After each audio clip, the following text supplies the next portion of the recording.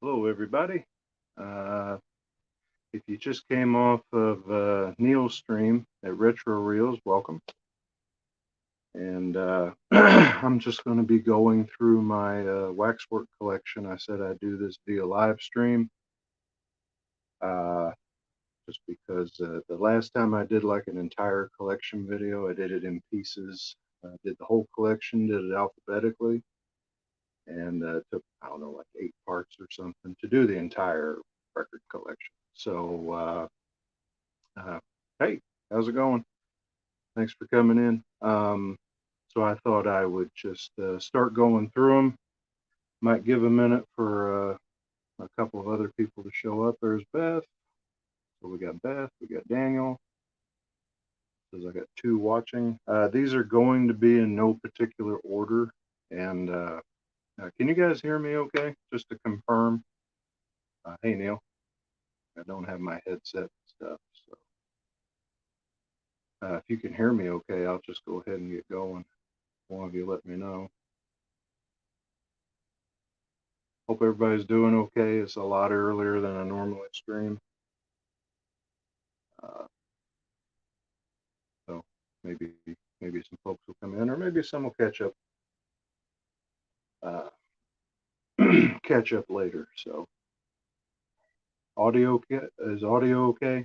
I still didn't get a confirmation. Hey Dave, can you hear me all right?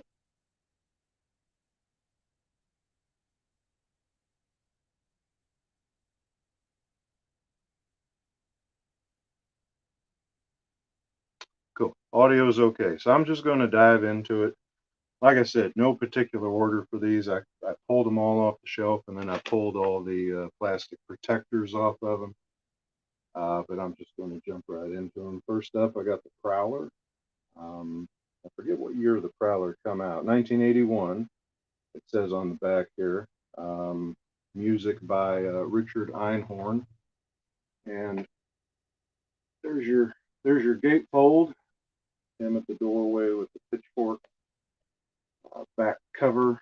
And with this one, you only get really like 4 tracks. It's suites. There's a suite on each side, and get an insert with it, right up from Joseph Zito on one side, and then kind of the note from the movie on the other side. And I will say, um, thanks, Beth.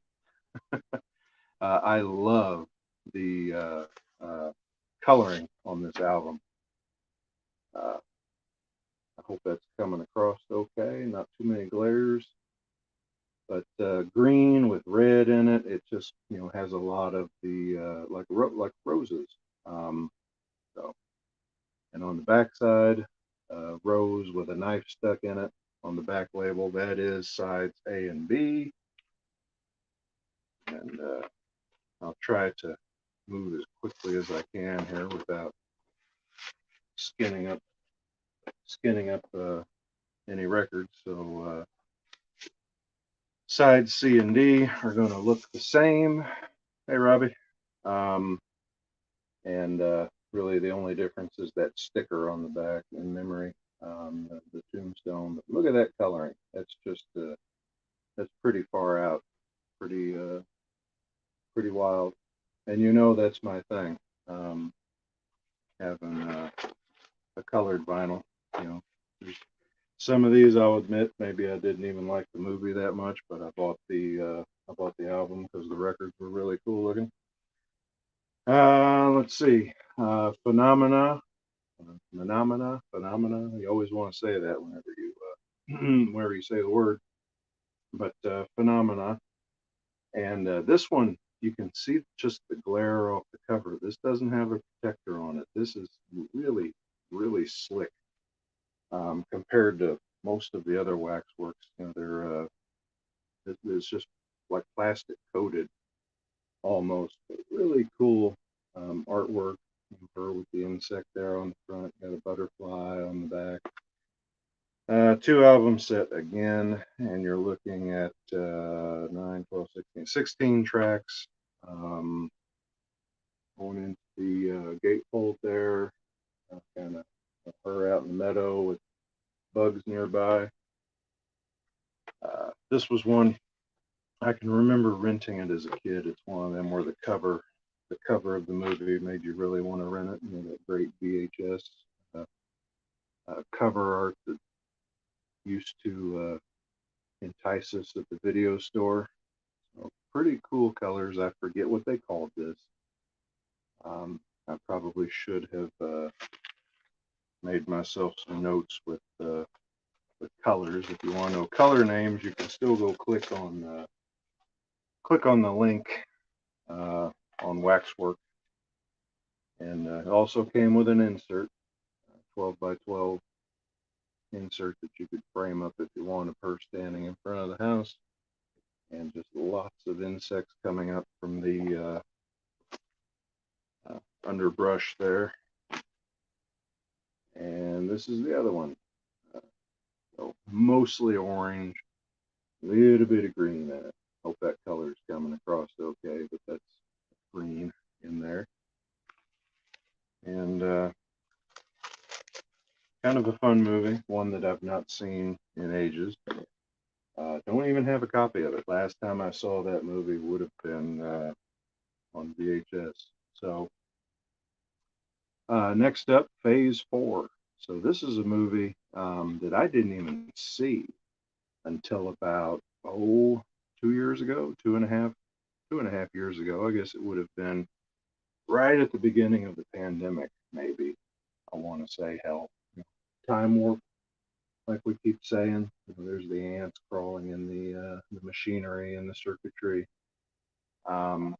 But I stayed up really late one night and I was flipping through, like, I think Amazon Prime to see what I could watch. And I found Phase 4, and I had heard of it, never watched it. And it was I thought, really interesting movie. So this one actually comes with a booklet and a little bit of write-up about the movie, a little bit of this and that, and then pictures, some artwork,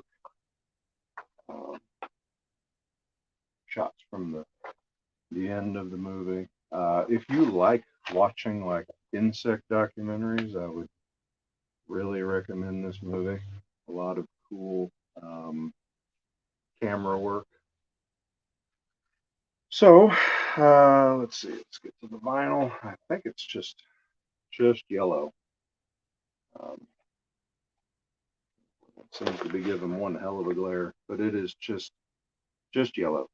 And the sticker on the back is that same art print from in the book. And there's really 2 tracks on each side. Phase 1, Phase 2, Phase 3, and Phase 4 is the track titles. So, and I've got it in my Amazon cart. I think Blu-ray, just haven't picked it up yet. I will sometime. My Bloody Valentine. So this was a recent pickup for me when they reissued it. Pretty cool cover art there, Perry Warden. That's one thing I'll say about Waxwork. You got the heart made out of like the breathing apparatus tubes, and the sign for the town back there, and him standing there holding the heart. Waxwork versus Mondo, those are the kind of 2 maybe big names among the kind of stuff that I collect. Newspaper, Perry Warden's back. And I've always kind of thought, and I think Anthony even said the other night when we were talking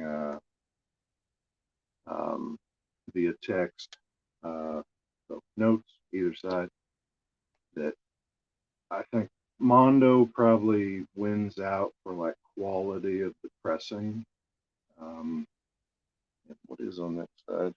Oh, the girl's head in the dryer, or the lady's head in the dryer, and just kind of a pink marbling. But then Waxwork wins out on the artwork. So like Mondo for sound quality, Waxwork for for your cool artwork. Him holding the pickaxe up in the hole, the bloody chocolate box. I believe, yes, this album is the same color, and on the back you got the heart in the box. So there you go. So we got 7 folks in here. I think I've only seen a hello or a hi from 4 of you. So if you're out there, speak up. Let us know you're here. Phase 4, Dave, is a I don't know. It's like it's hard to explain, or hard for me to explain. Aliens start influencing an ant colony, and they start building kind of weird structures in the desert. Scientists go out to study it and end up getting into a battle with the ants. It's like the ants are hyper intelligent. Cool if you like killer bug kind of movies. Next up, Evil Dead 2. Trying to save you all from glares. So this is one where I really love the artwork, the way that the tree roots make out that Necronomicon face. Got the cabin there in the background, kind of lit up. Of course, there's Ash's severed hand on the back. And you've got with this one 9 tracks, music by Joseph LaDuca. And this is one, the gatefold on this, the cross in front of the cabin. I mean, that's, Mondo, I think, Mondo puts out some posters of their artwork, right? I've never bought one, but I'd buy that as a big print. That'd be really cool to have. That's just nice looking to me. And it came with an art print that I knocked clear across the room. Evil Dead 2, kind of cartoonish, kind of comic bookish there. And, let's see, we're at this 12 minutes. I've got like 5 done. Got 40 to do. Take a minute. So yeah, the backside label is the tape from the reel-to-reel player, and there were 2 or 3 variants for this. I forget what they were. One was like blue and red, and something else, maybe like a blue and red splatter. But I got Oldsmobile yellow, or like Delta 88 yellow. So yeah, that's Evil Dead 2. I do have Army of Darkness, but that's not Waxwork. I think it's a Perez Saraband release. And I don't have Evil Dead. I think Mondo did Evil Dead, right? Hey, Dave, if you have it, go ahead and say it. Escape from New York. So I had this on CD in a couple different iterations, like a kind of normal one, an expanded one. I was happy to see when I got this one, it does have all the tracks that my expanded CD set had. There's some really good stuff on Escape from New York. Love this score. And the gatefold is Snake's Weapons. And it came with a book as well of different artwork and pictures from the movie. So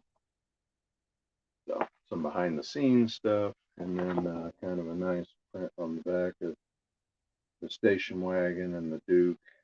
And yeah, what can I say about Escape from New York? Movie I love.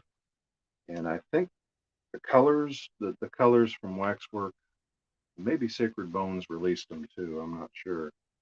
But there was this orange marble splatter. I think it was called like Orange Fire Splatter or something. And on the back is the countdown clock starting at 23 hours. And then there was a color that was like Statue of Liberty, patina, copper. So kind of a bluish green.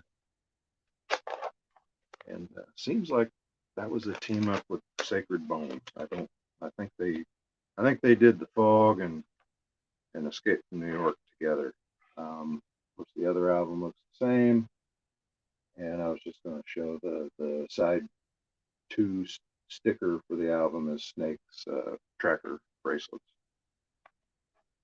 So, Escape from New York, that's one that I'm looking forward to seeing on 4K. I have it.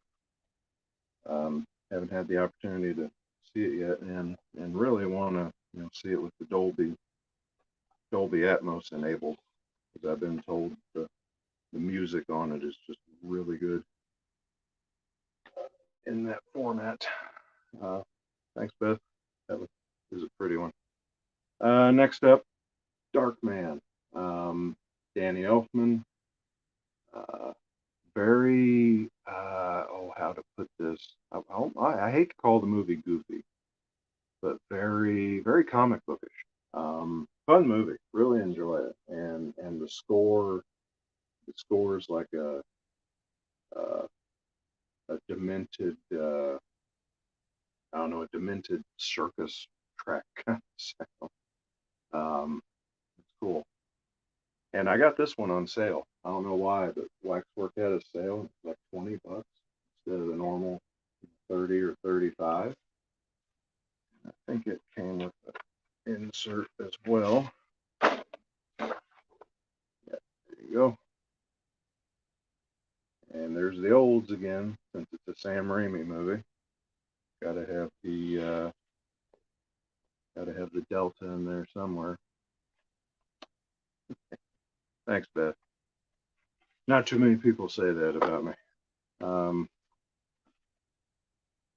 This was orange. Get it.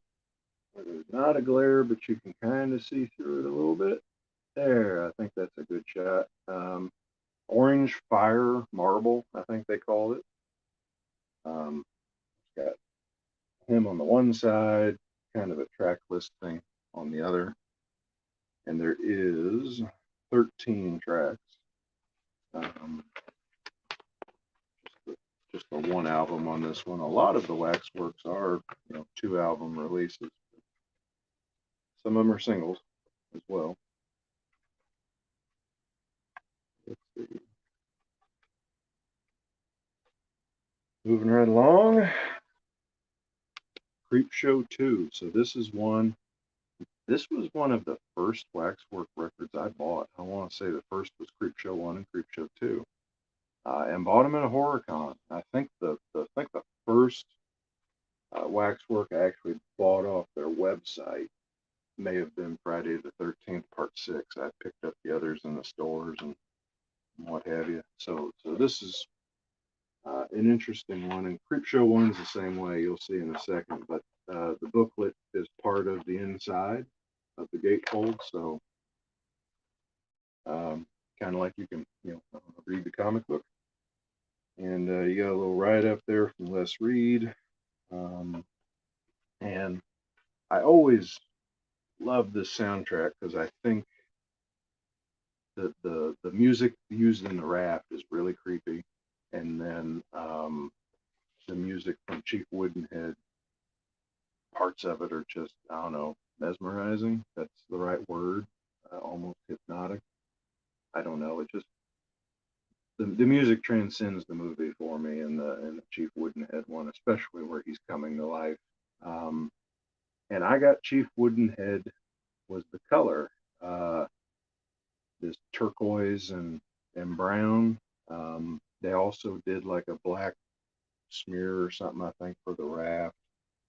The sticker on the back is the Creepshow issue from the movie.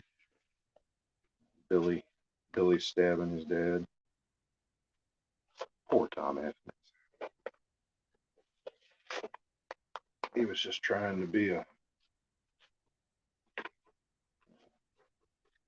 good father in his eyes, but really an asshole, right? Throwing your comics away.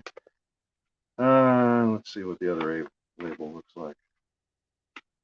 And I'm gonna challenge myself.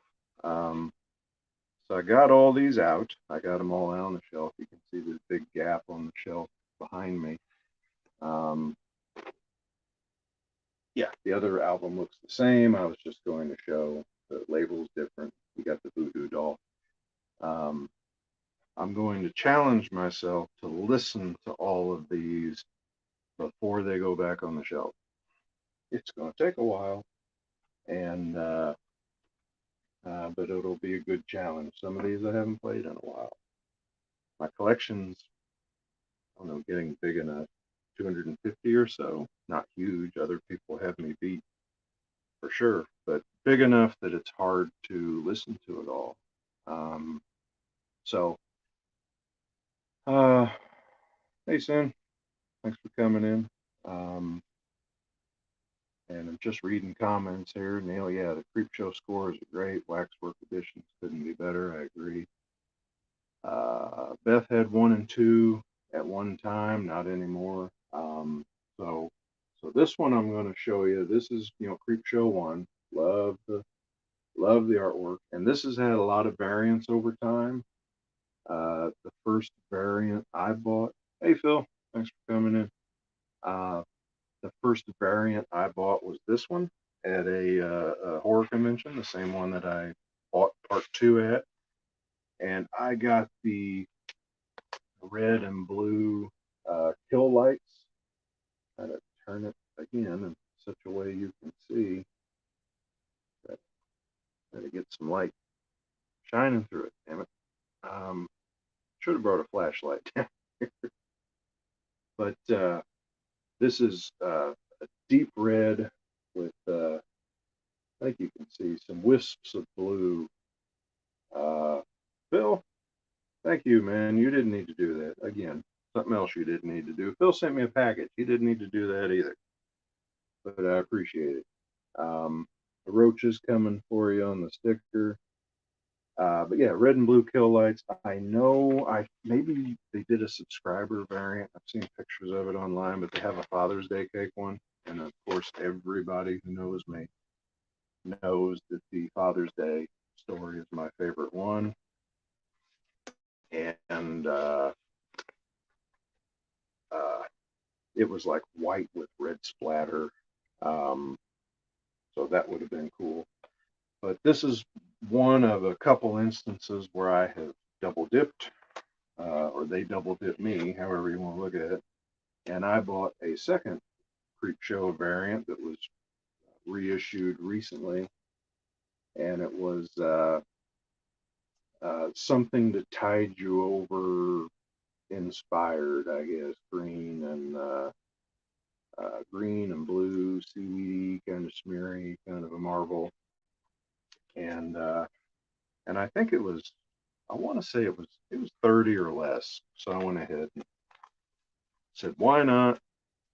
You know, if there's any chance I'll ever possibly, play a record to where it doesn't play right anymore, it might very well be one of my Creep Shows.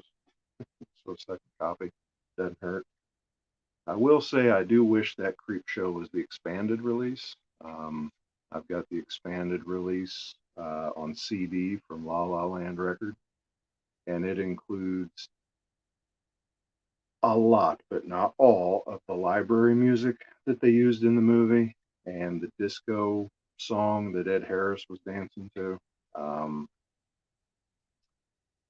Yeah, the Something to Tide You Over is a good segment. And if I had to like rank the segments in Creep Show, Father's Day is my number one.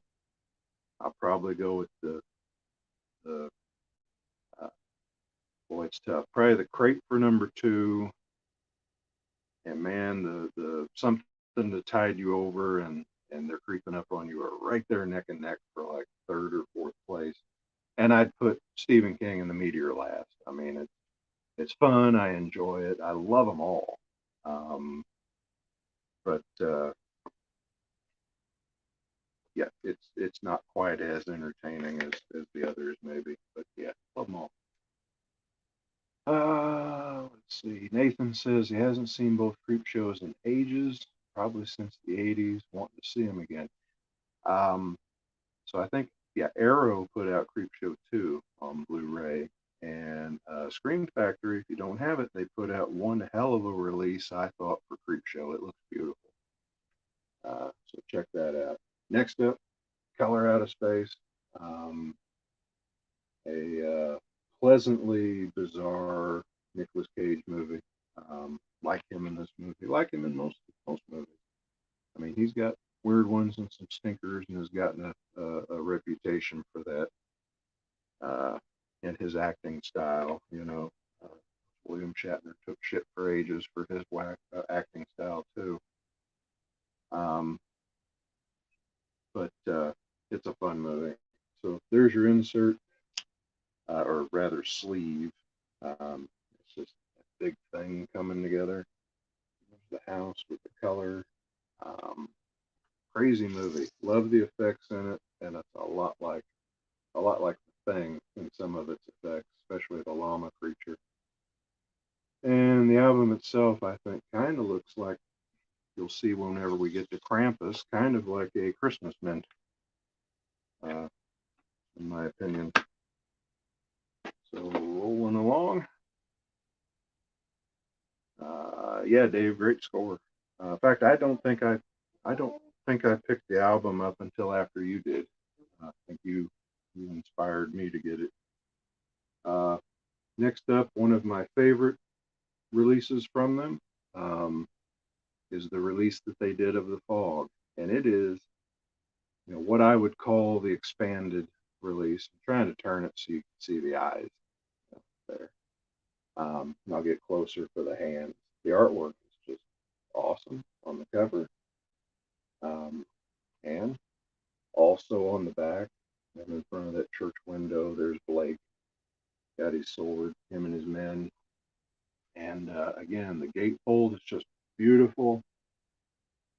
Something that ought to be a poster or a print you can get. There they are trying to get Stevie on top of the lighthouse and the big meat hook.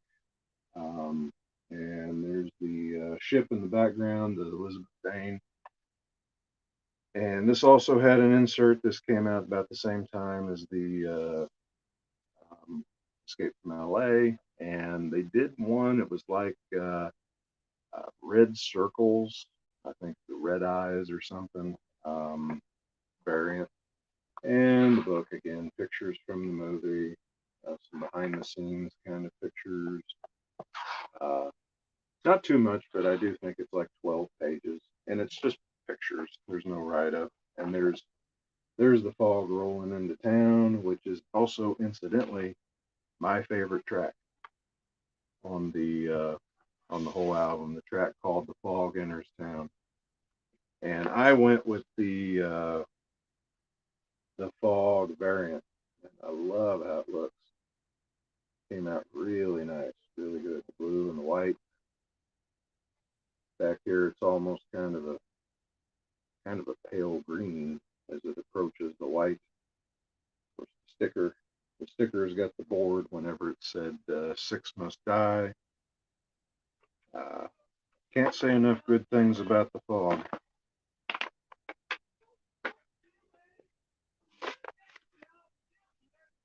I don't know. My family's having a party in the next room.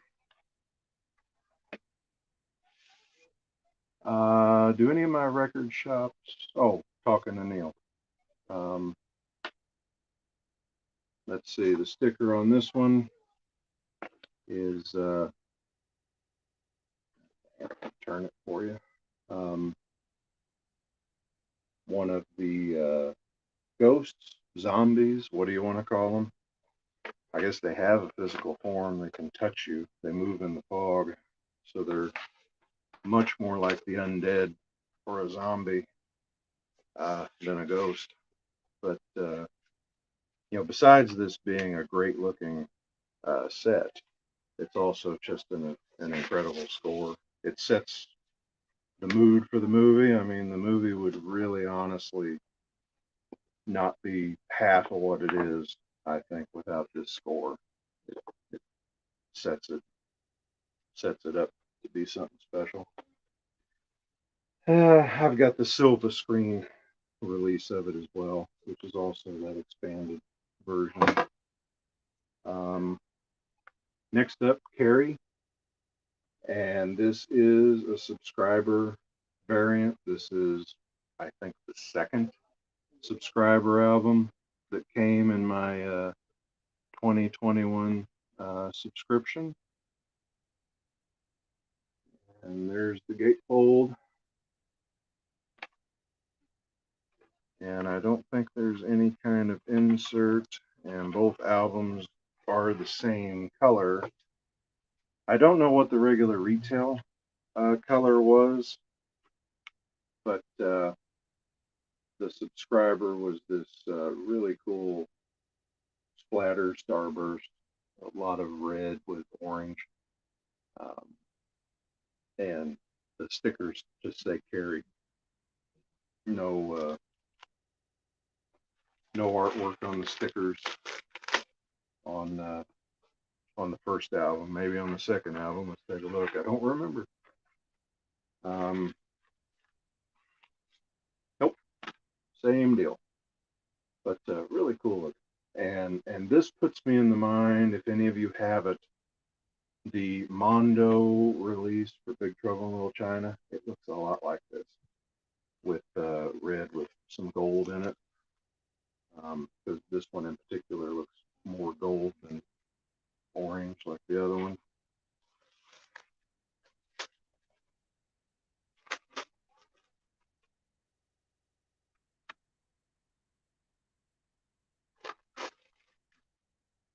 Just get these put away. I haven't seen Carrie in ages either. A friend of mine gave it to me in a steelbook for my birthday last year, 21, and I still haven't watched it. I mean, I've seen it. I haven't watched the disc of it that he gave me. That was a year and a half ago, so it's just been sitting there. Dawn of the Dead. So this was a reissue, and I think it sold out pretty quick after I got it. Beth, if I'm not mistaken, you bought one at the same time I did. And I want to say this was reissued in 21. I don't think it was 2020. And the color that we got this time around, I think, was just called like Zombie Rot or something. There you go. It's just kind of a marble pink with I don't know, just some black smoke in it. Here and there, little pieces of black, wisps of black. Got the hand coming at you, which I don't remember being any original poster art that I've ever seen. So I guess it's just related to, the artwork that's on this. And a little while ago, I talked about how Waxwork knocks it out of the park with artwork. This one could have been better. There could have been a little bit better, I think, artwork on this than what there was. Just personally. And you could have had plaid shirt in there. You could have had, something of the mall, the helicopter. Just so many things that you could have done. And again, this is just the Goblin portion of the score. There's so much music in the movie that's cool and good and sticks in your head, but it's from the DeWolf library. And I bought the Second Sight Blu-ray set, and it's got the complete soundtrack on like 3 CDs. It's got Goblin and then 2 CDs full of the DeWolf library stuff. So, let's see. I'm sorry. I'm going to have to scroll to read the comments. So Neil gets imports usually with the price jacked up. He did get a Killer Clowns after it sold out. From kind of, I guess, a offshoot of Death Waltz. And he loves that Dawn of the Dead. He's got this and the OG Varese or Perez version. Very cool. I'd snatch it up in a heartbeat if I found it. I've got a Dawn of the Dead. It's like Claudio Simonetti from Goblin, but not Goblin playing it. And I was pissed off when I bought it because it says 40th anniversary edition on it. It's not original. It's re-recording. It's him and some new people. And what it sounds like is like a really awesome garage band covering Dawn of the Dead. It's good. It's just not original. So here's a good one. This sold out rather quick, I think, from them. But Godzilla, King of the Monsters. There he is fighting Ghidorah. And this is a trifold. This is a 3-record set. There's Rodan. And you get a total of 26 tracks on 3 albums. There's some gatefold art with Godzilla down there, Ghidorah up there, some of the other Titans coming in. There's Mothra up there at the top, and then a section of credits and write-up. This does not fit very well in a regular record sleeve, so I keep it in the bag that record sleeves came in. It's the best way to protect it for me. So this is album 2. I'm going out of order here, but it is like lava orange and kind of a marble. I hope that's coming across.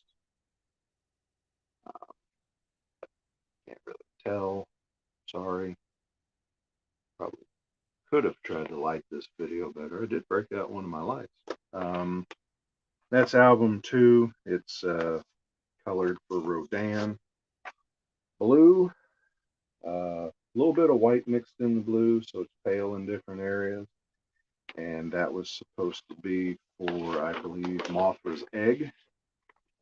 And then this last color, kind of a gold for Ghidorah. So, best track on this is Rebirth. Is the name of the track. I know Ben has used it on his channel a little bit. I have a time or two when I've shown like a Godzilla figure or something, but it is the track when Godzilla comes back up out of the water after being regenerated by the bomb.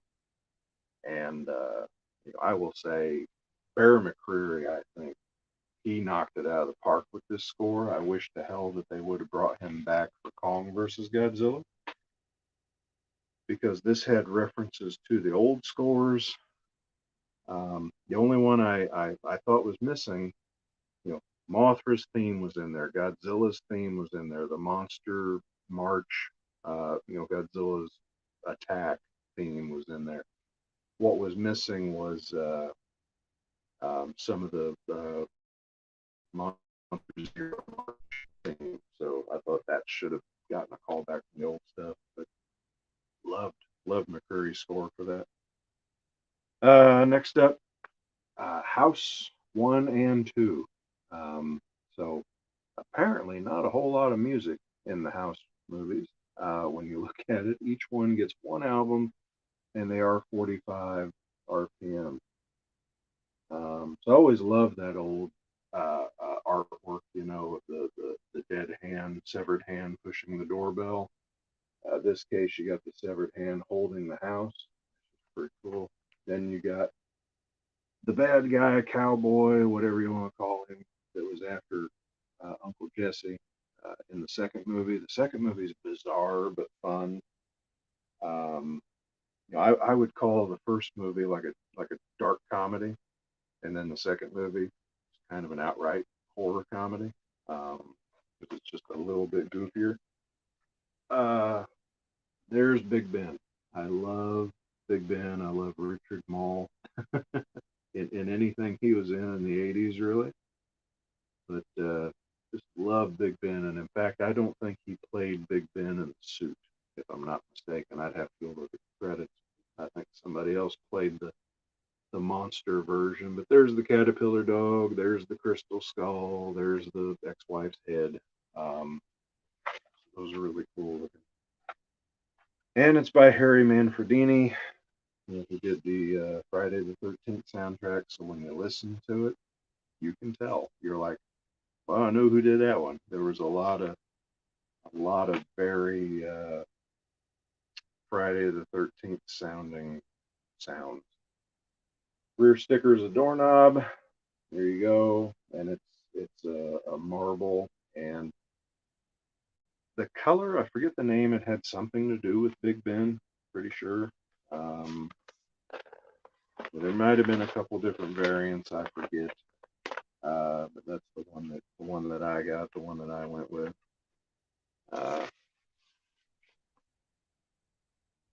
So yeah, a lot of these are still available. Not all of them sold out. I'm pretty sure this one's still available.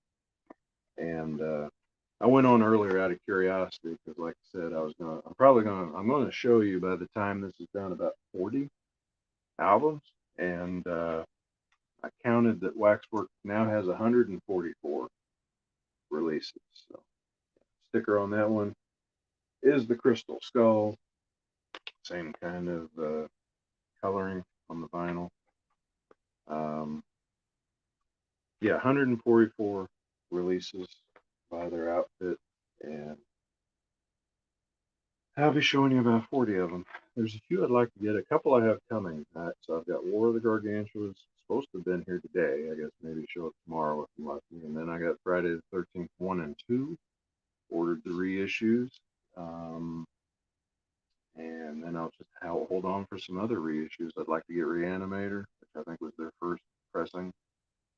Chopping Mall. There's a few. Friday the 13th Part 5. I need to collect or complete my Friday the 13th collection. So this is Alice, Sweet Alice. This is the subscriber variant again. Yeah, they did Kong Skull Island. I forgot about that, Dave. I didn't order that one, but I need to look at it.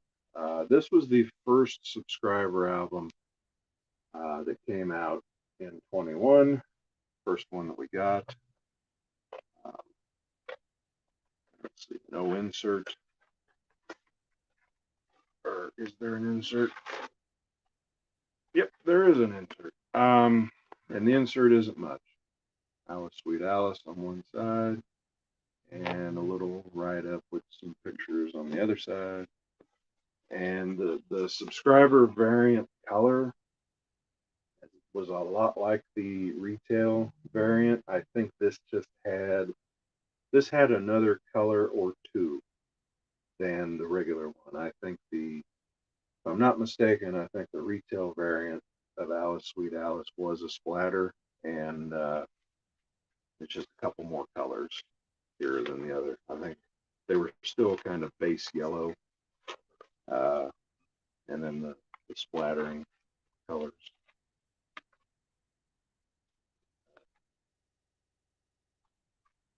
Beth's gonna go work on her kung fu.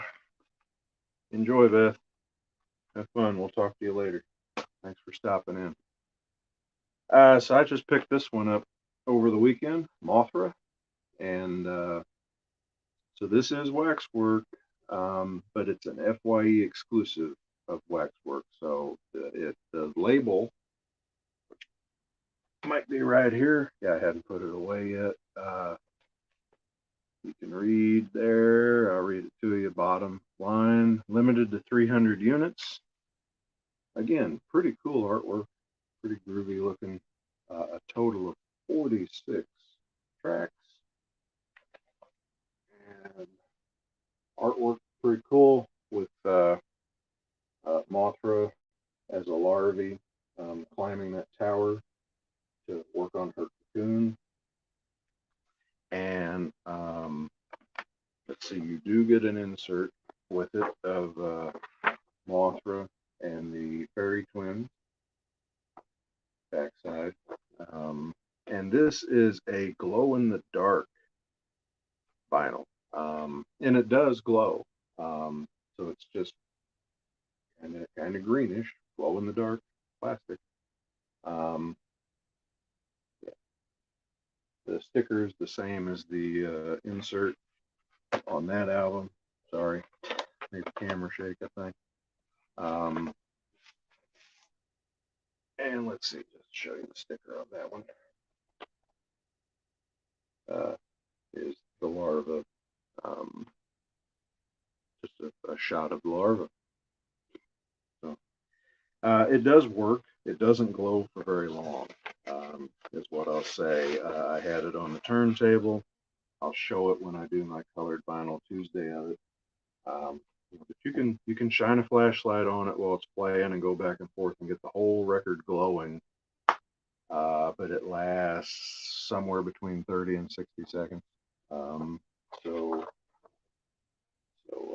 not glowing for a real long time, but cool. And I do really like the retail variant colors for Mothra. The only reason I went ahead and pulled the trigger and got this was, well, 300 units, low run, end up being kind of rare. Cool to have. I might still down the road, who knows, end up buying the retail variant. Won't be the first time I've double dipped. So, another release from the subscriber 21. That was the only year I've been a subscriber, so every time I refer to it will be 2021. And this was like release of the year for me. This sounds awesome.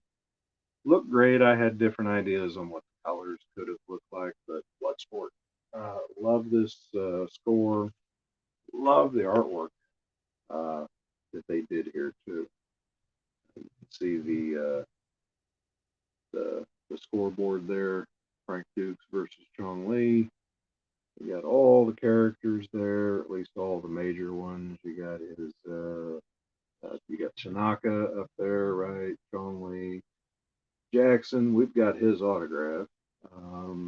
What's her name? That was the reporter, the Saudi guy or whatever he was. That got his tooth knocked out. Forrest Whitaker down there in the bottom, and the other agent guy, and then his representative at the fight. And check out this gatefold. Ain't that awesome? That's another one where if that was a print that you could buy, I would buy it. I don't want to frame my record. I don't want to frame my record sleeve. I don't want to use it for the record. I would buy that. Yeah, Neil, radioactive vinyl on the Mothra. The insert, him jumping up and doing the splits.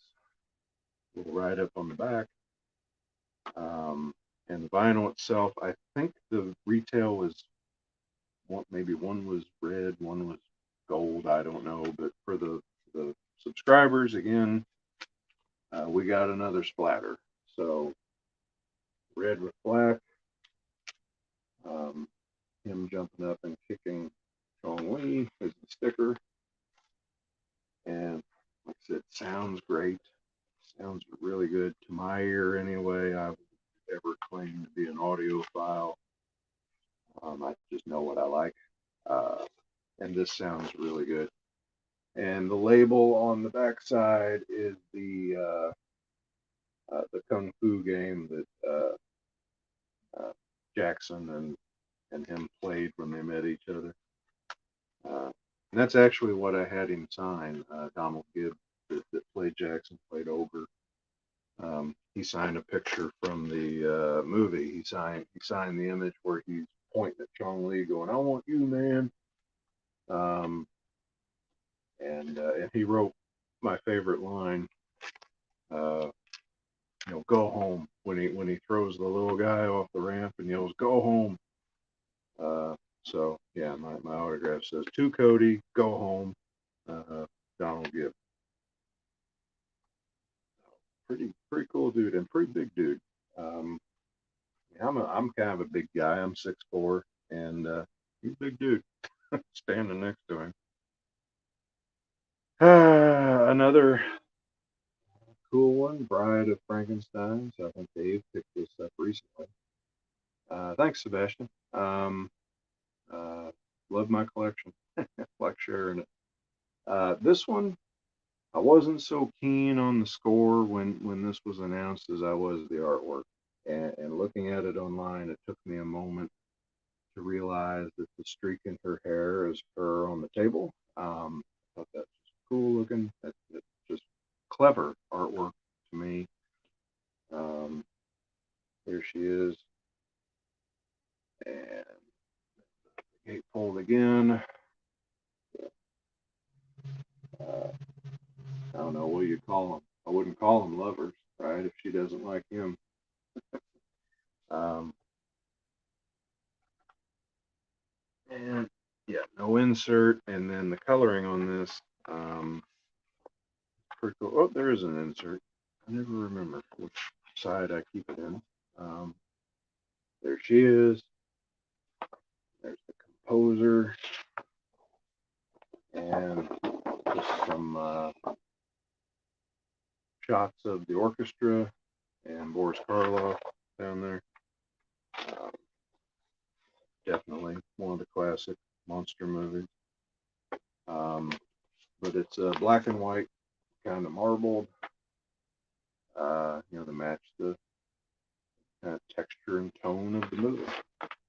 Label looks the same on both sides. There's no artwork sticker or anything. Um, sounds good. I mean, as good as it can sound. I think for a score that's like 90 years old. Not too sure what the recording technology was at the time or how good it was, but it's all right. I kind of give it the same leniency I gave to that Psycho soundtrack that Dave and I bought. I wonder what the original sounds like.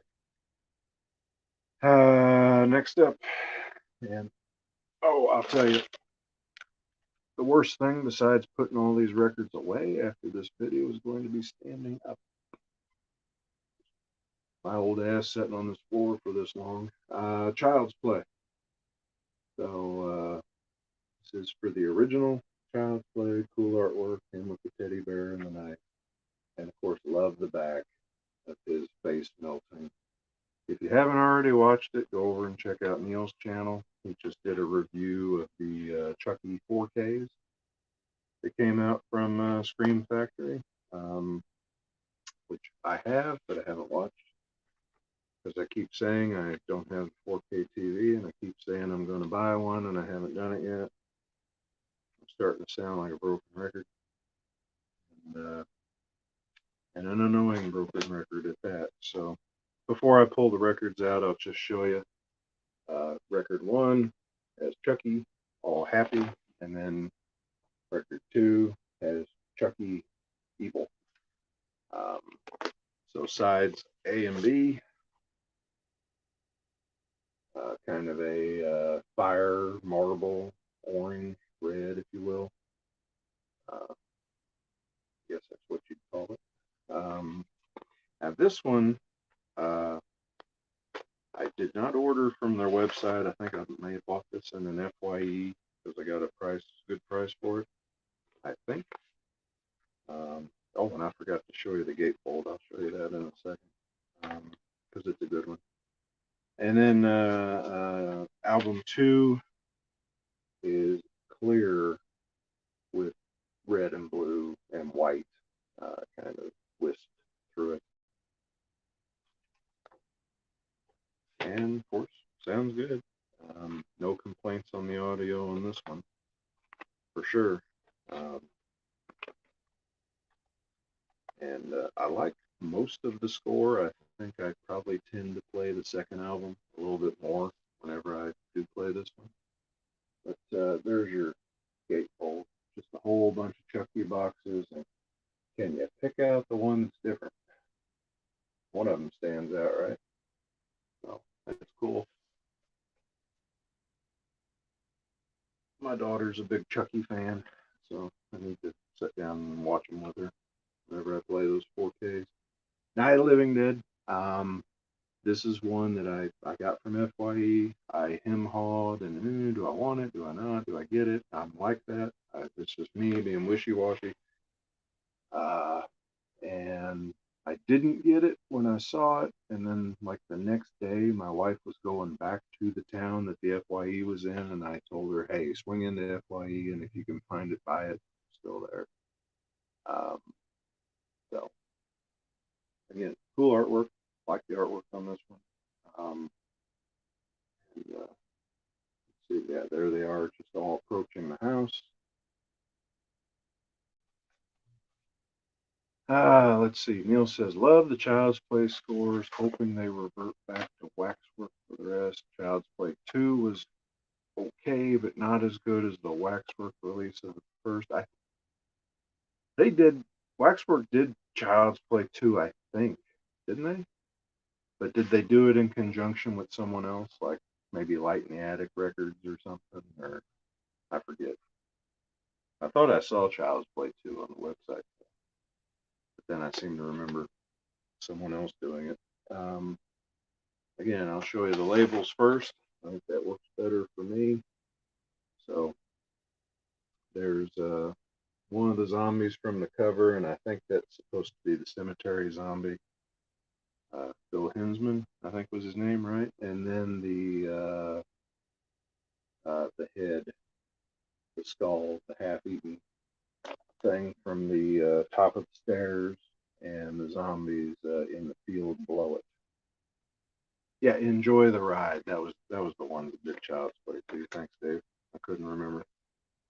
And the color on this, I'll just show the one because they're both the same. Is this kind of clear green with the black in it. I hope you can see that okay. Yeah, translucent green, a lot of black in it. And sounds good, again, considering the source. I wonder if the source is a little bit staticky, and a lot of the music almost sounds like static is a part of it, especially like when the zombies first start attacking. Oh, just a classic. I mean, what can you say about Living Dead? Now, for watchability, I have said before I do prefer the remake, but the original deserves its spot right up there with most any kind of classic horror movie. The insert, and it's got that same image of the thing, the body from the top of the stairs, some shots from the movie. There's Johnny wrestling with the first zombie. Then here's some kind of behind the scenes stuff and a write up from Gary Striner and Daniel Kraus. So there you go. So that was Night and Dawn. I do have Day in the pile. And let's see. The original artwork that wasn't original. Sorry. Oh, they cropped the VHS cover, and the tips of the scissors were missing. That's kind of funny. I guess I didn't notice it either. Yeah, that damn. So we came back from vacation, and I killed the breaker to my office because we have a history of lightning strikes and stuff around here, and I just wanted the office to be isolated, and so that's been flashing since like August the 5th. So I'm putting this one in this video, Halloween Kills. I think Sacred Bones was definitely the ones in charge of putting them out. But I bought the Waxwork variant just because I didn't care so much for the Sacred Bones.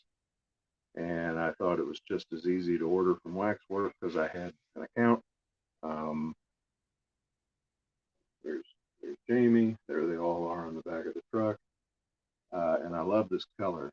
So that side, a little bit of white, a lot of orange, black, And then this side, orange and white. And that sticker, the burning house, and this sticker, the burning house. So I saw the teaser. Um, I think it said Halloween Ends trailer. It was a teaser. That is what I saw. I'd call it a teaser. I wouldn't call it a trailer. So I'm looking forward to the new movie. Um, Now this Tales from the Dark Side and standard black variant.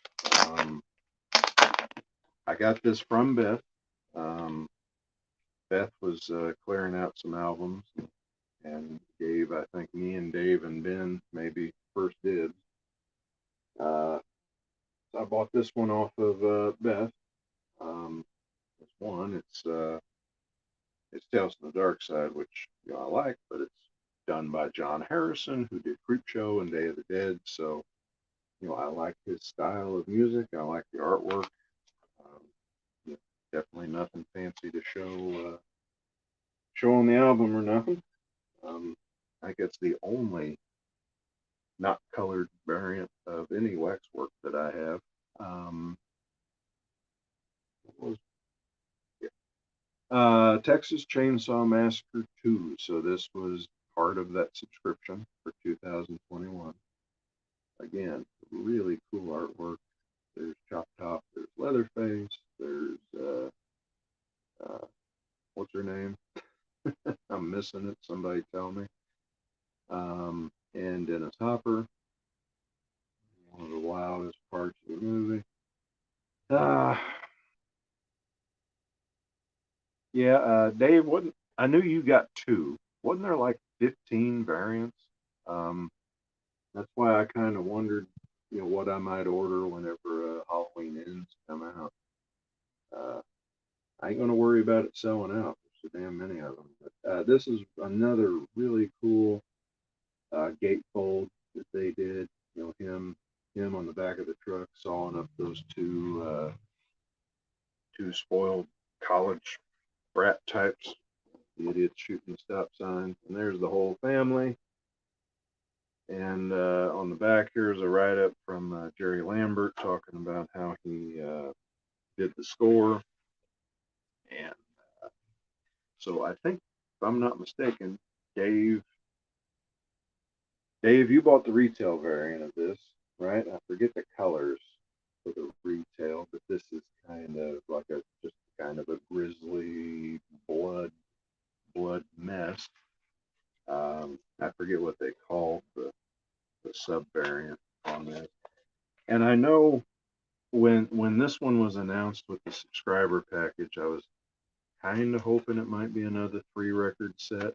Because the email talking about the subscriber package said, you're going to get a 2-album set of Alice Sweet Alice, a 2-album set of Killer Clowns, a 2-album set of uh, Bloodsport, and it named them all, but on Texas Chainsaw Massacre it said a multi-album set.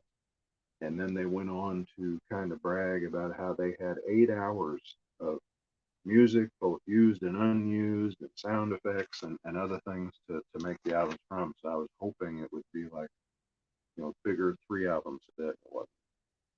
And then here's the second album. One of my NECA figures just fell over. There's Chop Top on the back, giving everybody his salute. So it's, I know not everybody likes part 2. I like it.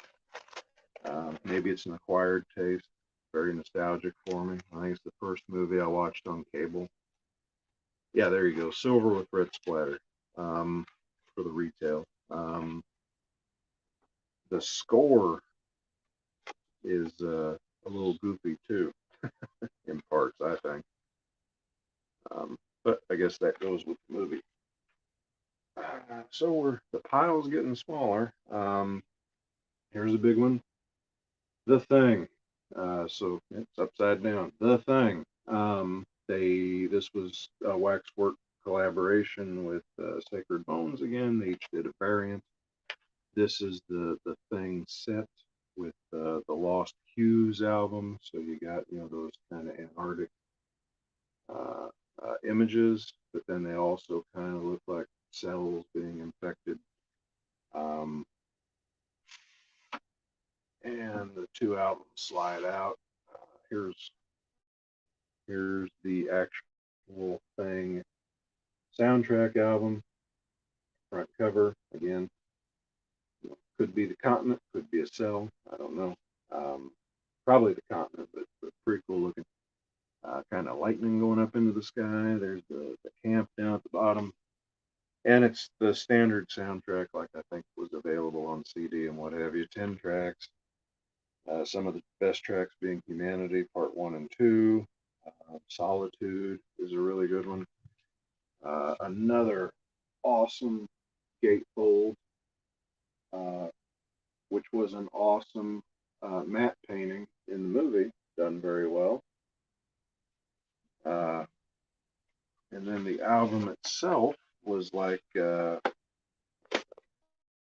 blood sample splatter, I think it was called, something like that, but clear with this big splatter in the middle of it. On the back, there's a petri dish full of blood. There you go. Sounds good. First and only time I've had the Thing on vinyl. I had the Perez CD. Somewhere or another, I downloaded a bootleg that had the John Carpenter stuff, but it's lifted from the movie. So there's sound effects and stuff from the movie in that. I wish the isolated Carpenter score still existed, but they're saying it was just lost. Who knows? Maybe they'll find it someday. Sometimes they uncover things like that. But in the meantime, this is just disappointing as hell. Anybody that has this, you may or may not agree with me, but this was so disappointing. This is John Carpenter, The Lost Hues. It was in the box set, and it is John Carpenter recreating some of his music from the movie. Now, one problem I have with this, first problem, again, another cool art print. There's the block of ice. My biggest problem with it, you only get 4 tracks, 45 RPM. Side A, the first track, is the main theme from The Fog. Boom, boom, boom, boom. That's not even his. That's Morricone. And then the other stuff is not even, to me, not even close to what was originally performed. I really was hoping it would be like, his best shot at a recreation. And this ain't coming across real great, but light blue with a dark blue splatter.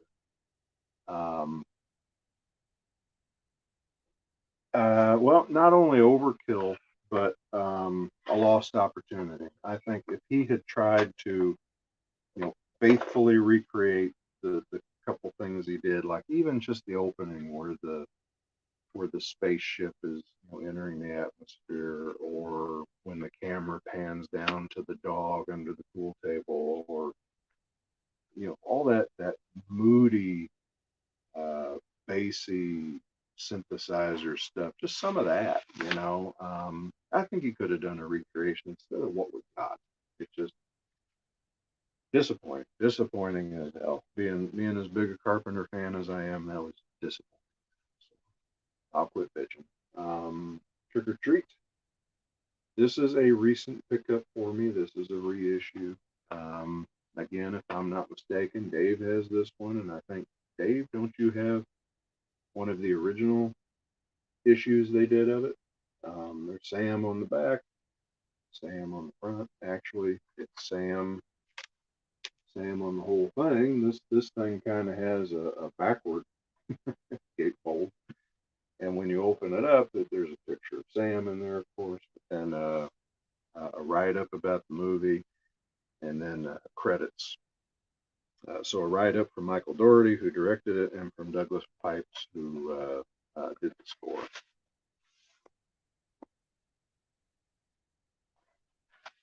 Yeah, Dave, cash grab, definitely.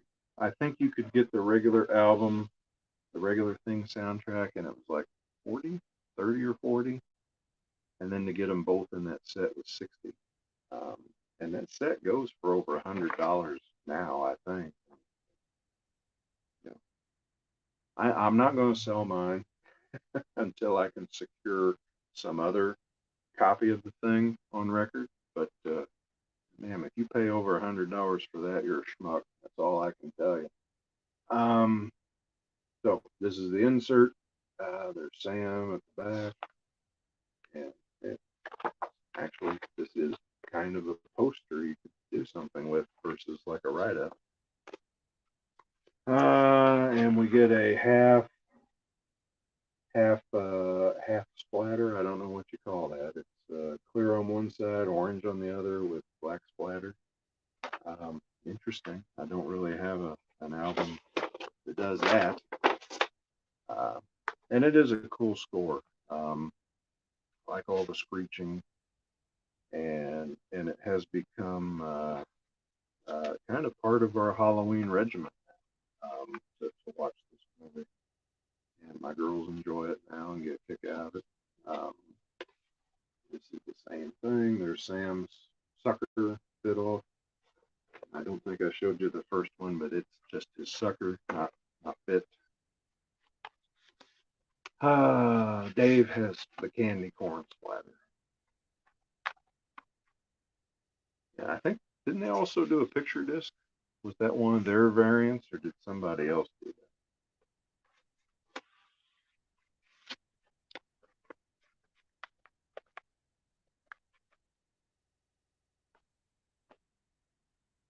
So, next one, Judd. This was a recent pickup for me too, because I believe it was a reissue. Maybe they were sold out, they reissued them, but anyway, I finally ordered Chud, had to have it, and always enjoyed this movie, always got a kick out of it. There's shoes on the back, a lot of tracks, 31 tracks. And let's see,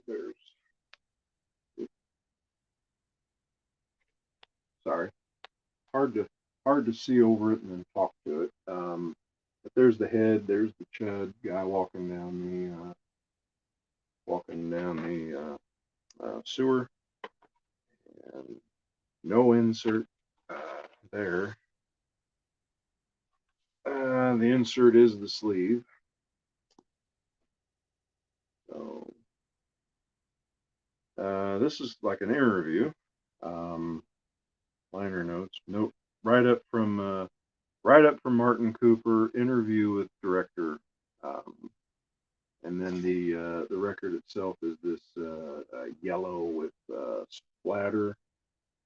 And what is that label? Well, one label is a New York City sewer cover, and then the other side is down the sewer, looking down the steps. And so I think there was a variant of this.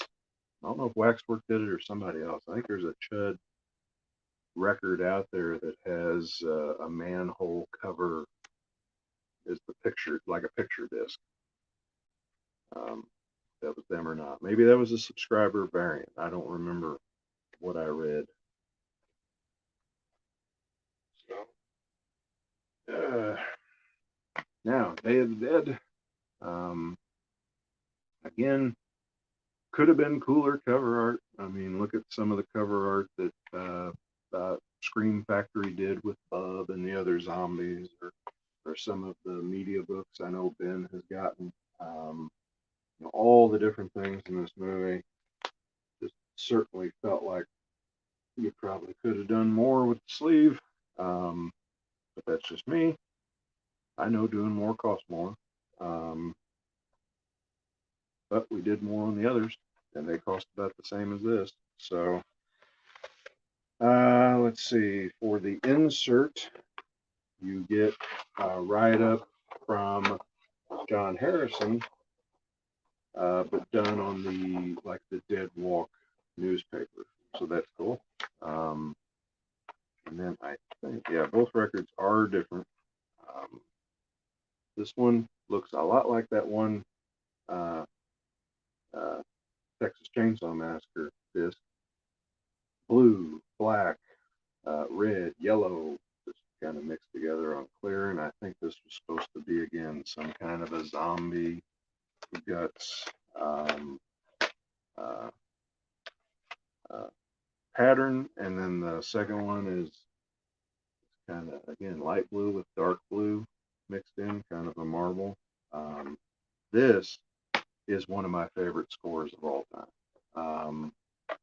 I play this one so much, and not just the record, but at any and all times, this whole score is on my MP3 player in my van and on my phone, and I keep those on random, so it plays quite a bit. I'll just say that I love that score from beginning to end. So good. Krampus.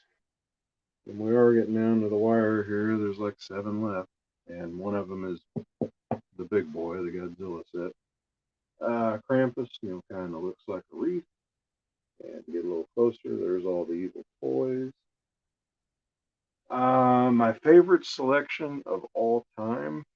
Ooh,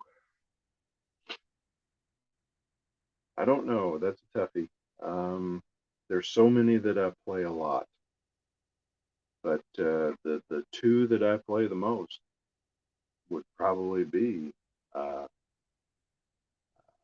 the Day of the Dead, or maybe even the Fog.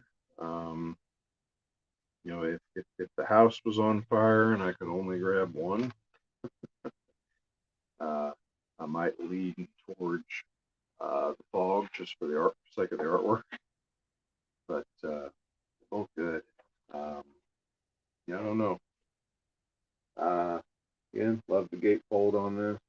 Got the snowmen coming up to the house, and the one kind of sad one there. And there's the little house in the snow globe at the bottom and the back. Again, Douglas Pipes, Michael Dougherty, and you can see the album through there. It's like that other one. Kind of looks like a Christmas mint, is what I thought. And there's a wreath on the back with a skull on it. Yeah, in the event of a fire, maybe the Fog, or else I grab the Godzilla set because it's the most expensive. And then just to show you, there's the little gingerbread man who's on the second album. And non-horror, non-waxwork. I mean, I've got other soundtracks that I'm partial to for sure, and I've listened to my whole life. Superman, Good, Bad, and the Ugly, and For a Few Dollars More. I'm big now on Ennio Morricone in general, but The Untouchables and The Hateful Eight. Parts of those are pretty similar, but I love both of those. And the list goes on. There's so many.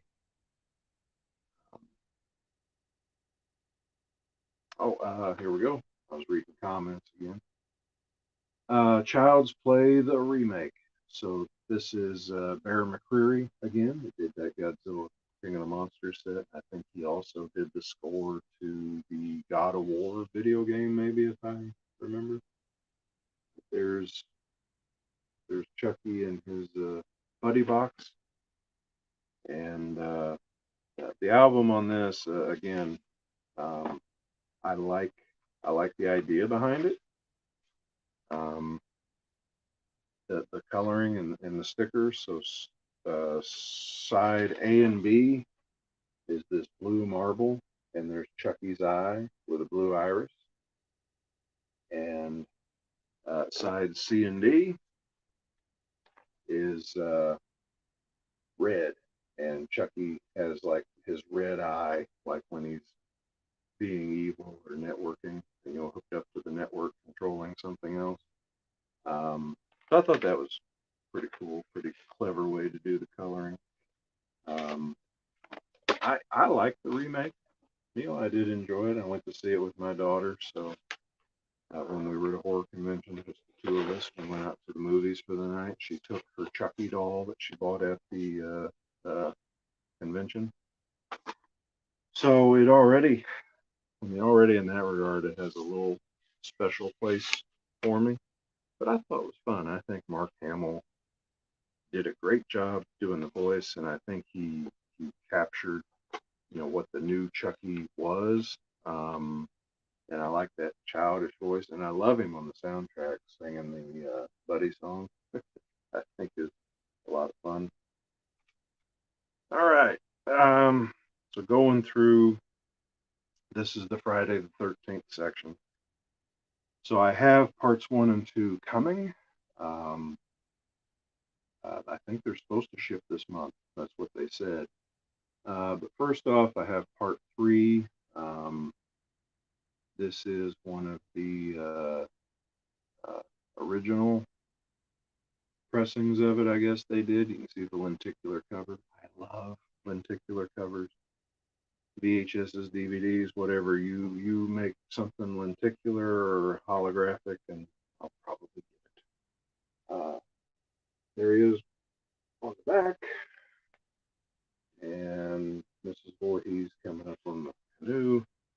And mine are just really a simple, one is red. Let's see one of the victim's eyes there.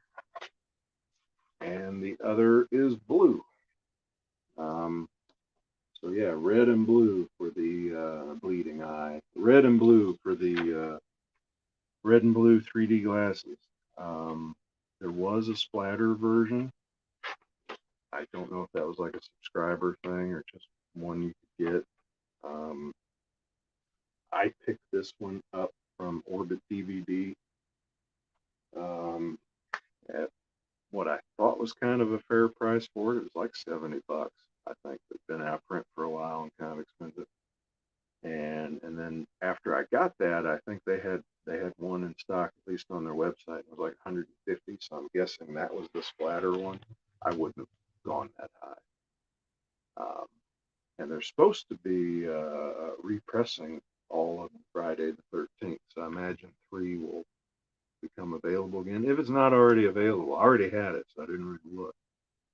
But I did order parts 1 and 2, and I'm waiting for part 5 to be announced, be reprinted, repressed. So Friday the 13th, part 4. Is it? It's not this one.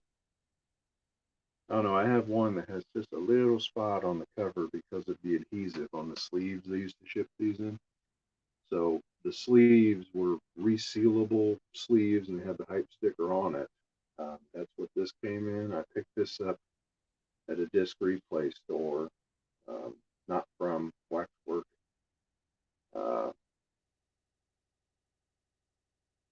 So I'd like it if they ended up doing the others. I mean, Waxwork has done parts through 1 through 8, the ones that Paramount always owned. And you get an insert of that cover art. I'd like to get. I don't know if I'd buy 9, just because 9. Yeah. I'd probably do it just to be a completist, but I definitely, now that I got Freddy versus Jason, I would like to see them do Jason X and probably, of course, the remake. So hopefully somebody does it. Now this is a 45 RPM, and I think it was like supposed to be Campfire Smoke was the name of it or something. Thanks, Richard. And let's see, there's Jason on that label. Here's Jason a little bit closer on that label, and this one is kind of green and translucent. And like I said, if I remember right, this was Campfire Smoke or something was color.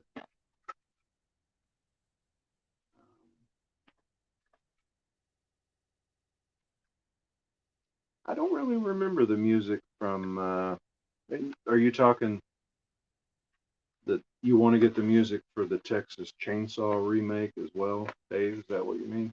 Um, I don't know if I remember the music on it very well. Um, I'd have to go watch it. It's been a minute since I watched it. That's another one where I like better than the original. I do like the remake better than the original. Let's see. I don't have part 5, so skip from 4 to 6. I do think this is the first one I ever ordered off their website, and love the artwork. This is part 6. Jason Lives. Um, the lightning making the mask and hitting the stone. Him hanging by the suspended on his chain in the bottom of the lake. Uh, and then a couple shots there on the back, him standing on top of the RV and his profile. So 6, my favorite Friday the 13th movie, even though my favorite Jason is from part 7. But C.J. Graham that played him in part 6, I've talked about C.J. on here before. Hugs my daughter at the cons. We haven't seen him at a con now since 2019. But really, really personable guy, really cool. If you ever get a chance to meet him, definitely go for it.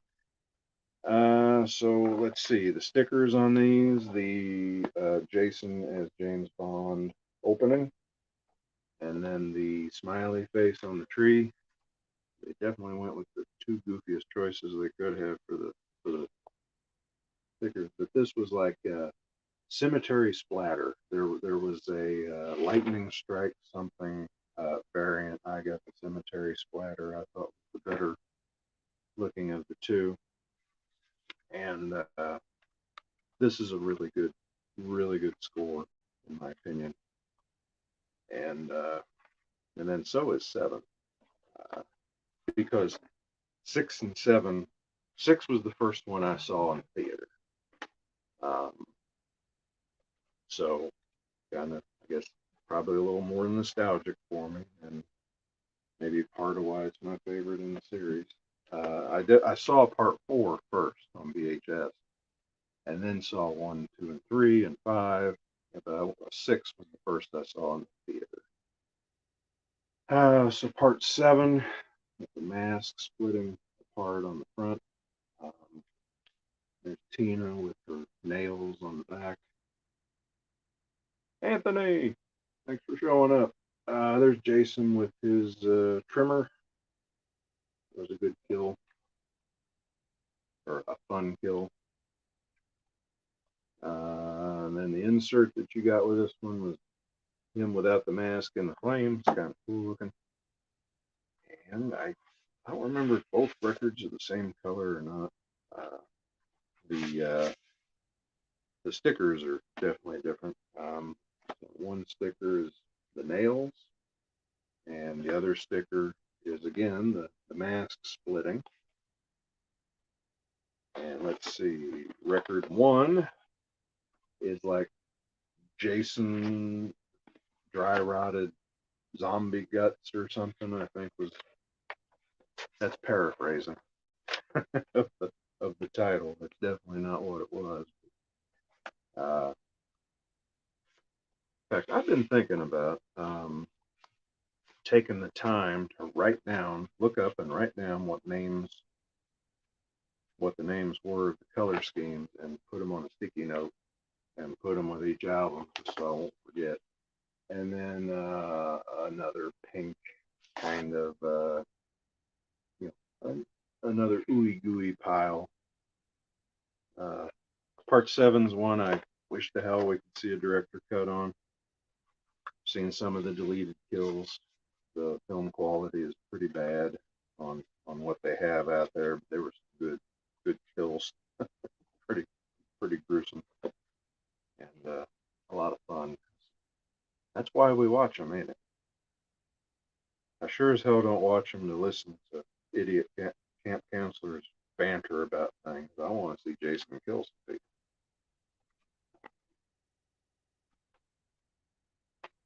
So, and then part 8. This one's really cool because it's one of those die cut covers. So slides out of the porthole, not portal. And then on the insert, he's standing in front of Manhattan. There's lightning hitting in the background with the mask in the skyline. The back I like too. There he is on the subway car. I'd take the next one. Or maybe he's waiting to get in the subway car. I'd stay in the subway car. And there he is, as Ben calls him, gingerbread man Jason. Maybe one of the worst looks for Jason. And more of that kind of zombie rot kind of color. So I forget the name of the song. There's some song in the movie that's not on this album. I know people were upset when that happened. But if I can't remember the name of the song, I'm guessing it wasn't all that great of a song. It's just me. Thanks, Anthony. My War of the Gargantuas did not show up today. I figured it wouldn't. Tracking said it was going to be here today, and I thought, well, if it hasn't left in Annapolis yet, I bet it isn't. And sure enough, it isn't. So hopefully tomorrow.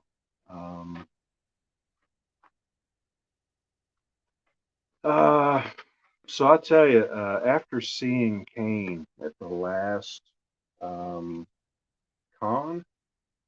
I don't think Kane's got a movie left in him. He could maybe cameo as Jason and do him walking or something, but I don't think he could do the stunt work. So probably, yeah, Derek Mears. I'd be good with that. I didn't mind his Jason. I minded the movie. I need to watch it again, though. I need to give it another shake, and I haven't for a long time. I haven't even worked my way all the way through that damn box set we all bought. So this is the last kind of single release, and I showed it just the other day. Killer Clowns from Outer Space. This was the last subscriber album. Kind of the horror stories that went along with it. There was a lot of outcry and bitching online about what was going on with this. The artwork is incredible. There were problems with pressing the subscriber variant. There's the one, maybe do they call him Slim? I don't remember their names, but I watched it last night. There's the balloon dog, the spaceship tent in the back. And then the gatefold on this is very cool. And I think he's Shorty, right? The one on the tricycle. And he's in the room full of all the cotton candy cocoons. And the hype sticker for the subscriber one just says subscriber exclusive. There's no name for this color. Other than I think I can confirm it is popcorn yellow, because that's what they call the other one, with a red pink splatter. On the back, there's that, which I guess is, I don't know, the end of a party favor or something. If you know what that is, tell me. Speak up. And then on the other album is popcorn against like a circus tent kind of pattern.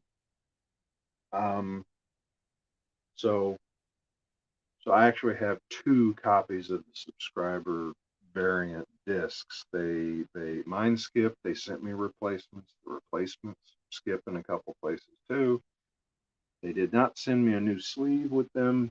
So there's one. The best playing of the 2 sets are in this sleeve, and the worst playing is these 2. But they gave me a coupon. They gave me free shipping. and I liked them enough. I was really tempted to get them anyway. I went ahead and bought the retail variant, and I will say this plays perfect.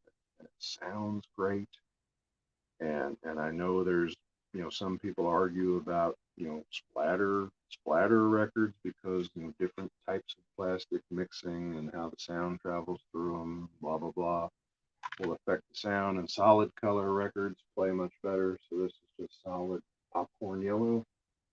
uh, Cotton candy and popcorn yellow are these colors. It sounds so much better than the subscriber one did.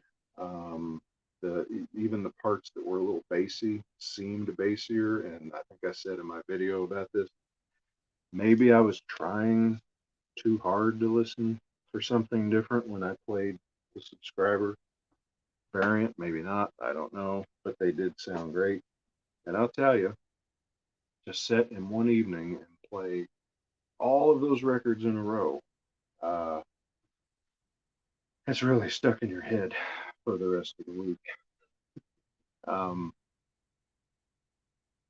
no, I didn't get the Rob Zombie Halloween scores. I've got the first Rob Zombie Halloween soundtrack on CD. I do like the opening theme, but that was about all I needed. Um, didn't bother with part two. I was still on the fence about The Exorcist, hadn't grabbed it yet. So we'll see. I do have Rosemary's Baby now, but it was given to me by a guy who works at our recycling center. So it's an old original press of Rosemary's Baby. So this is the big one, the Godzilla set. Um, there is a variant in the packaging. According to them, they made 5 of them and they've given them away on Twitter and Instagram, whatever. It's like the Mecha Godzilla edition. I think the only difference is it's like the same artwork, but it's got more silver on the packaging. Look cool. Every time they run a contest, I entered. Didn't win. Um, it's just a beast of a box set, and son of a bitch must weigh 20 pounds. So yeah, there's a bunch of them on the back, nothing on the bottom. I'm trying to keep the plastic on this, just help protect it. So what you get inside, slide it out. Ugh, that's it. Kind of heavy. There he is on the side of the insert, and this is the other side. Of course, Godzilla, and this bit drops down. It's magnetic, um, and in it is all the cover art in order of release from left to right, top to bottom. So I'll just go through these in order and show you the sleeve and show you the album. First off, you do get a Godzilla slip mat with it. It's kind of cool. And starting off, Godzilla, the original 1954 by Akira Ifukube, or if yeah, I butcher names.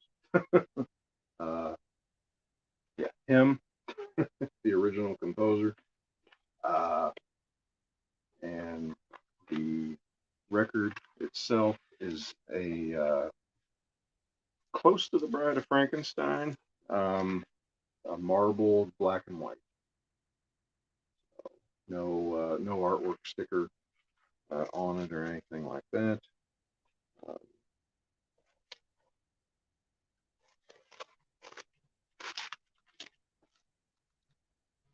yeah, Neil, this was a lot to drop. One nice thing about it was they did, so as part of the subscription package, I got 10% off all my purchases for the year, and I had ordered this like a week prior to the start of the year, And then they said box sets weren't included in the discount. And then after a month or two, they changed their mind and said, all right, box sets are included. I emailed them and said, hey, I bought this box set. Does it apply to me? And they refunded me 10%. So I did get it for 10% off. But even 10% off still made this a hell of a chunk of change. But it is 15 soundtracks and 18 albums. So take that into account too. And like you said, you got to be a big enough fan. So yeah, there's an insert that was with it. So Godzilla raids again. There he is fighting Anguirus, and the record color on it is an orange, or burn orange, whatever you like to call it. Very much like that Rodan album in the Godzilla King of the Monsters set. Next up, this is a 2-record set. There are 3 2-record sets in it, and it is King Kong versus Godzilla. But the neat thing and the bad thing at the same time, this is the soundtrack to the original Japanese version. The American version of Godzilla versus King Kong, its soundtrack is pieced together from other Universal monster movies, Revenge of the Creature, I think, and some others. So that's not what you get here. The music from the version that I grew up watching all my life is not in this set. It is the original Japanese version, which I never saw until I got the Criterion collection and watched it there. And there are some differences. And no, Godzilla does not win at the end. One of them. There now. How you want to look at it, there are cut scenes from the American version that are in the Japanese version that makes Kong look like more of an idiot. And maybe the Americans wanted their hero to look a little bit smarter, but in the end, he's still just a big dumb monkey. So what can you say? Godzilla versus Mothra. Again, love the artwork on these. There he is getting covered in web by the larva on his tail. Again, 2-record set.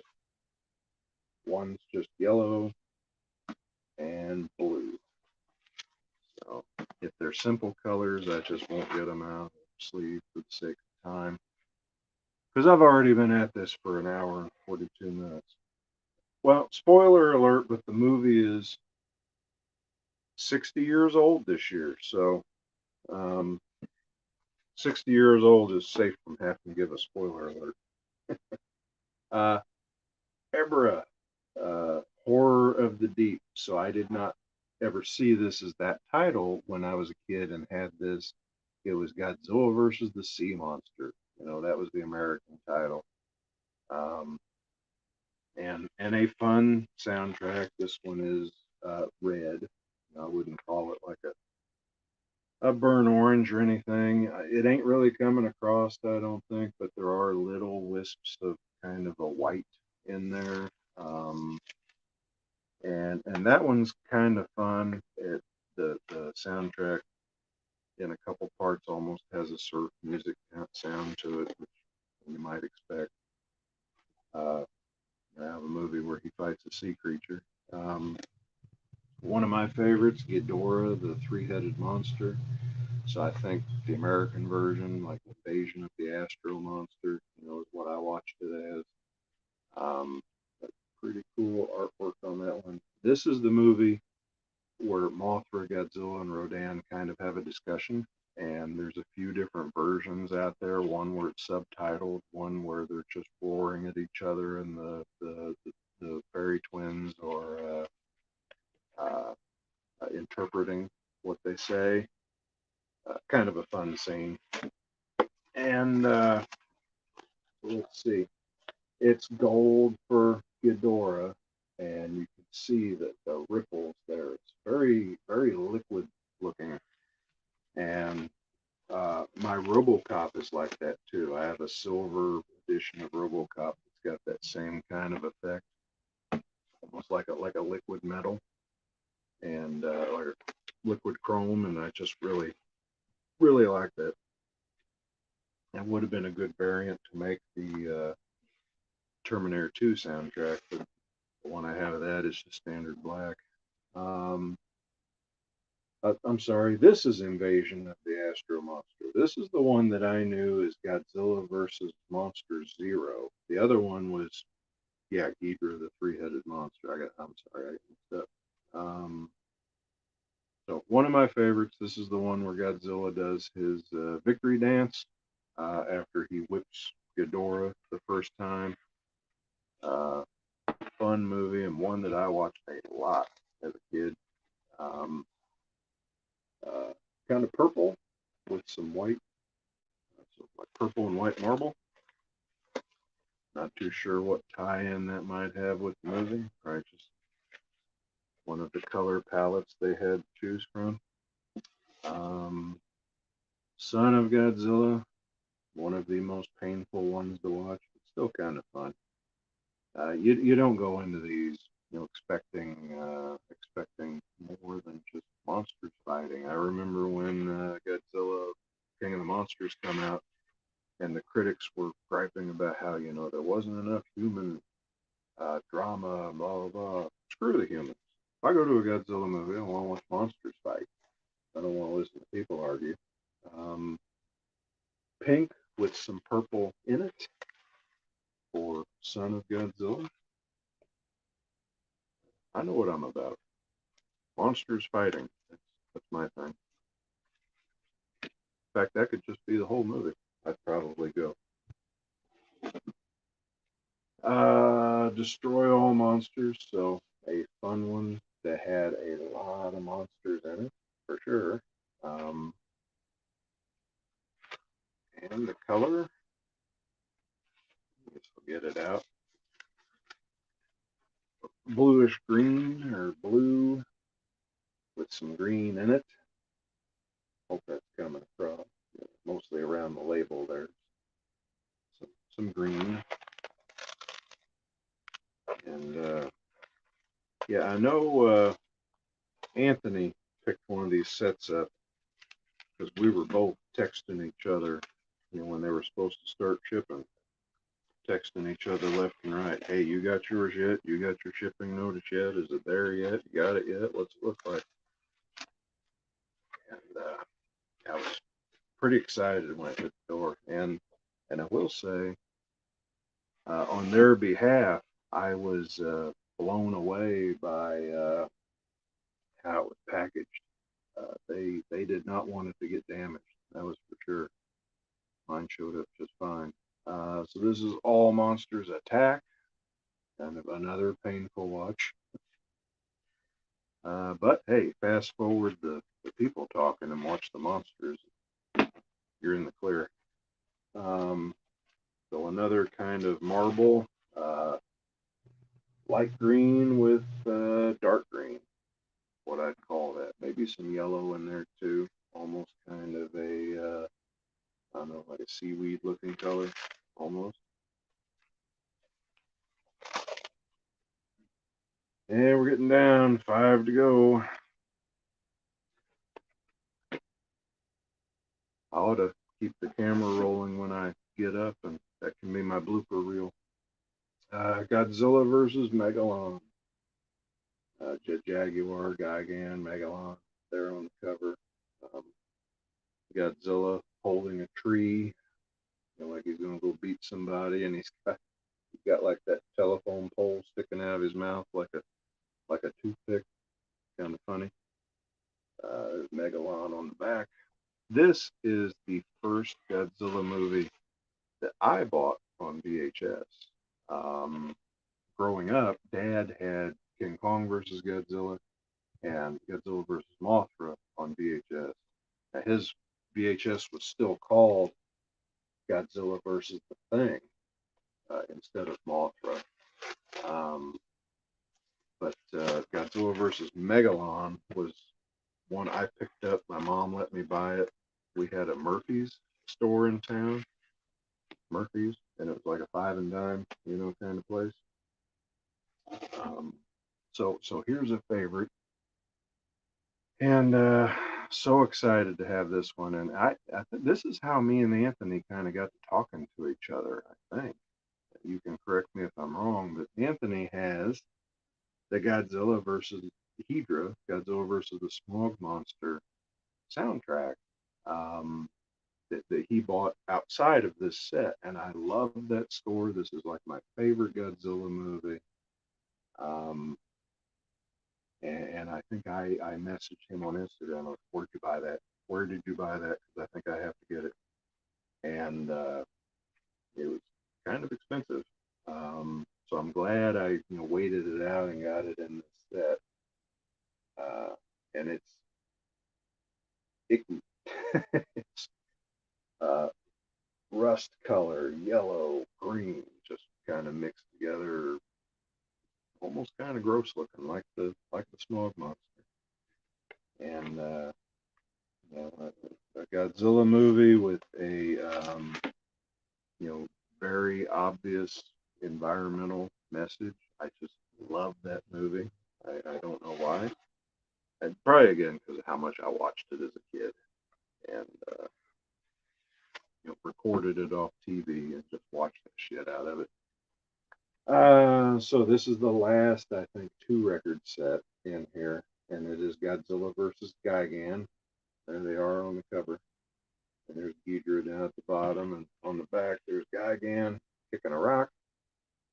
You get 30 tracks on this one. And again, kind of simple colors on this one. But I will still pull it out. It's not a solid yellow.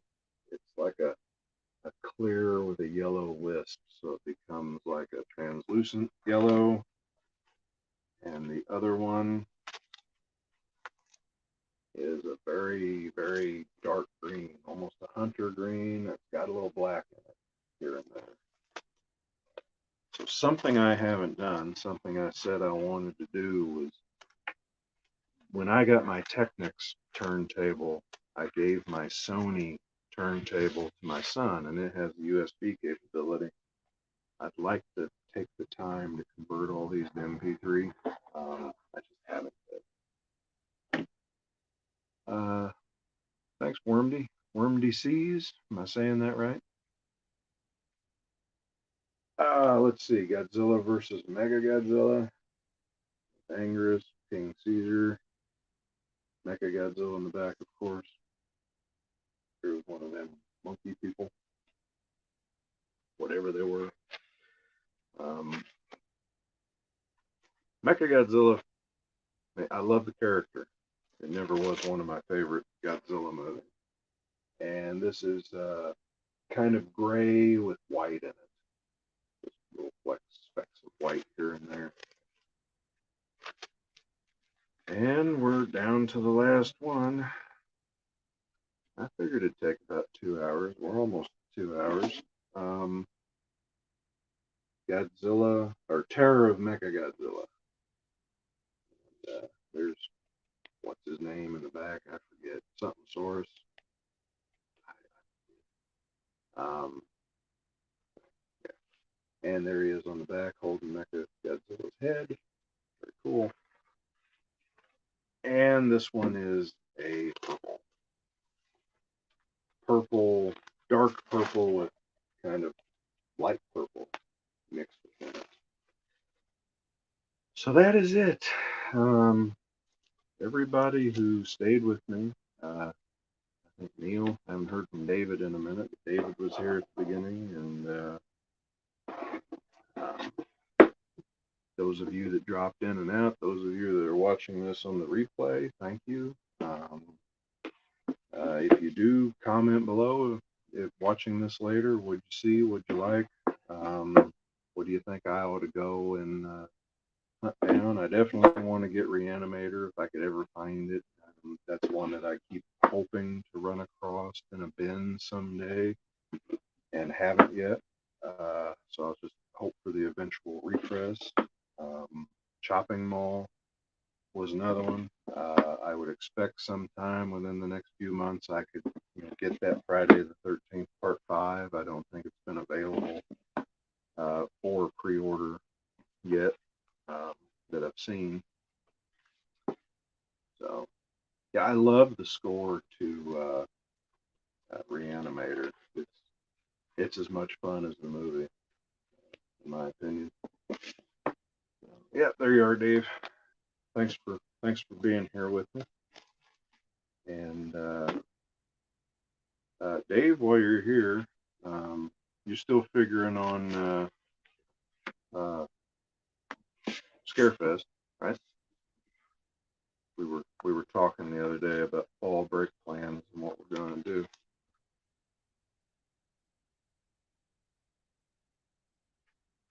Yeah, Bride.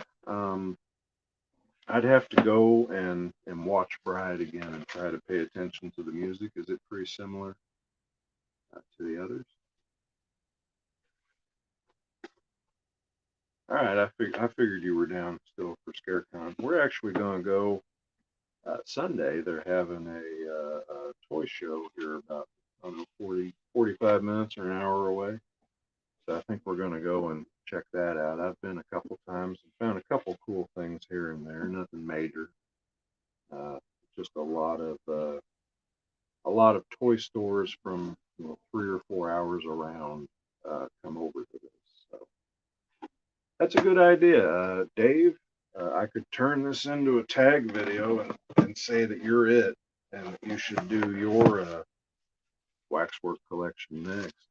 So that's that'll be my challenge to you. And my challenge to myself, like I said, is to play all these things before I put them back on the shelf. So it's going to take me a while, but it'll be some good listening. So I'm going to take off, everybody. I'm going to go see what the family's up to. And I'm planning on streaming tomorrow night. We'll see how much of the gang wants to be there or can be there. I know everybody's been so busy lately. So hopefully you'll see an announcement for that stream. Thanks for being here with me for this stream. And I'm going to take off for the evening. Everybody, like I always say, stay safe, take care of each other, come back and see me, and have a great night. Thanks for being here.